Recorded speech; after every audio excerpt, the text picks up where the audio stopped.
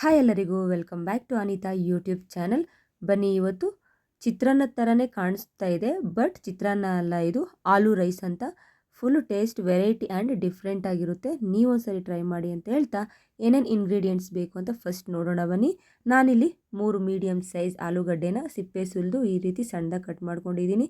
2 medium size tomato, 2 medium size ಈರುಳ್ಳಿ, 4ರಿಂದ 5 ಹಸಿಮೆಣಸಿನ್ಕಾಯಿ, ಸ್ವಲ್ಪ ಕೊತ್ತಂಬರಿ ಸೊಪ್ಪು ತೊಗೊಂಡಿದ್ದೀನಿ. ಸ್ಪೈಸಸ್ ನೋಡೋದಾದರೆ ನೆಕ್ಸ್ಟ್ ನಾನಿಲ್ಲಿ ಅರ್ಧ ಟೇಬಲ್ ಸ್ಪೂನ್ ಅರಿಶಿನ ತೊಗೊತೀನಿ, ಮತ್ತು ಸಾಸಿವೆ, ಅರ್ಧ ಟೇಬಲ್ ಸ್ಪೂನ್ ಉಪ್ಪು, ಅರ್ಧ ಟೇಬಲ್ ಸ್ಪೂನ್ ಗರಂ ಮಸಾಲ, ಅರ್ಧ ಟೇಬಲ್ ಸ್ಪೂನ್ ಧನಿಯಾ ಪುಡಿ, ಮತ್ತು ಕರಿಬೇವು ಸೊಪ್ಪು, ಅರ್ಧ ಟೇಬಲ್ ಸ್ಪೂನ್ ಖಾರದ ಪುಡಿ ತೊಗೊಂಡಿದ್ದೀನಿ.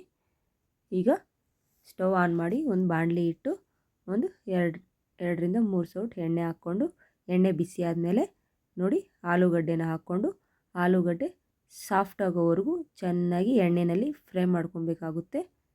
ಆಲೂಗಡ್ಡೆ ಫುಲ್ ಸಾಫ್ಟ್ ಆಗಬೇಕು, ಎಣ್ಣೆನಲ್ಲೇ ಬೇಯಬೇಕು.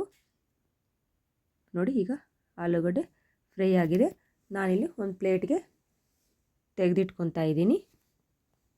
ಎಲ್ಲ ಆಲೂಗಡ್ಡೆ ಪೀಸನ್ನು ನೀಟಾಗಿ ಸೈಡ್ಗೆ ತೆಗೆದಿಟ್ಕೊಂಡ್ರೆ ಅದರಲ್ಲಿ ಬಾಣಲಿನಲ್ಲೇ ಉಳಿದಿರೋ ಅಂಥ ಎಣ್ಣೆಗೆ ನಾವು ಈಗ ಸಾಸಿವೆನ ಹಾಕ್ಕೊತಾ ಇದ್ದೀನಿ. ಸಾಸಿವೆ ಫ್ರೈ ಆದಮೇಲೆ ಈರುಳ್ಳಿ ಮತ್ತು ಮೆಣಸಿನ್ಕಾಯನ್ನು ಹಾಕ್ಕೊತೀನಿ. ಹಾಕ್ಕೊಂಡು ಚೆನ್ನಾಗಿ ಫ್ರೈ ಮಾಡ್ಕೋಬೇಕು ಈ ರೀತಿ. ಈಗ ಫ್ರೈ ಆದ ಒಂದು 2 ಮೀಡಿಯಮ್ ಸೈಜ್ ಟೊಮೆಟೊನ ಈ ರೀತಿ ಸಣ್ಣದಾಗಿ ಕಟ್ ಮಾಡ್ಕೊಂಡು ಹಾಕ್ಕೊತಾ ಇದ್ದೀನಿ.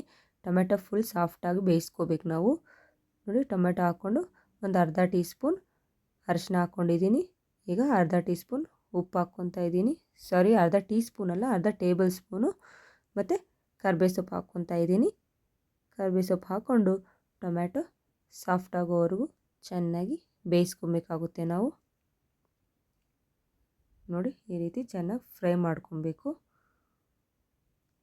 ಚೆನ್ನಾಗಿ ಫ್ರೈ ಮಾಡ್ಕೊಂಡಾದ್ಮೇಲೆ ನೆಕ್ಸ್ಟ್ ನಾವಿಲ್ಲಿ ಈ ವಿಡಿಯೋ ಕ್ಲಿಪ್ಪು ಸ್ಲೋ ಮೋಷನ್ಗೆ ಸೆಲೆಕ್ಟ್ ಆಗಿಬಿಟ್ಟಿದೆ, ಪ್ಲೀಸ್ ಅಡ್ಜಸ್ಟ್ ಮಾಡ್ಕೊಳ್ಳಿ.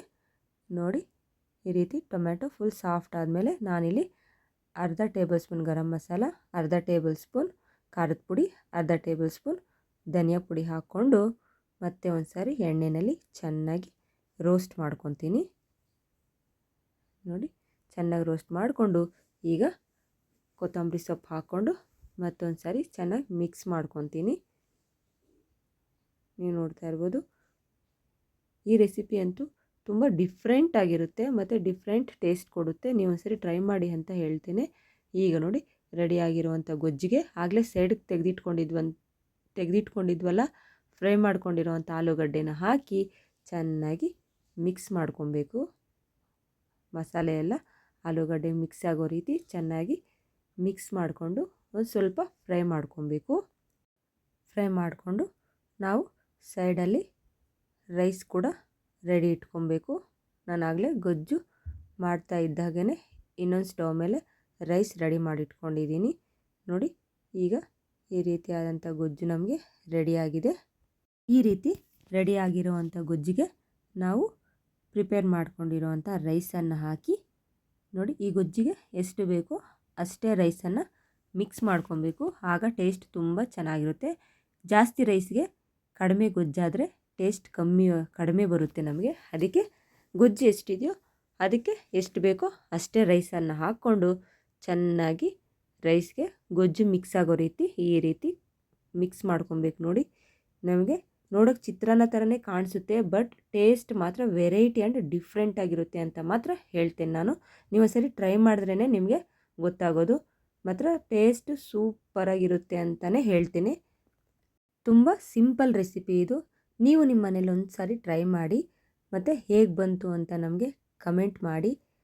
ನಮ್ಮ ಚಾನಲ್ನ ಸಪೋರ್ಟ್ ಮಾಡಿ. ಪ್ಲೀಸ್ ಸಬ್ಸ್ಕ್ರೈಬ್ ಮಾಡ್ಕೊಳ್ಳಿ. ವಿಡಿಯೋ ನೋಡ್ತಾ ಇರೋ ಎಲ್ಲರಿಗೂ ಥ್ಯಾಂಕ್ ಯು ಸೋ ಮಚ್ ಅಂತ ಹೇಳ್ತೀನಿ.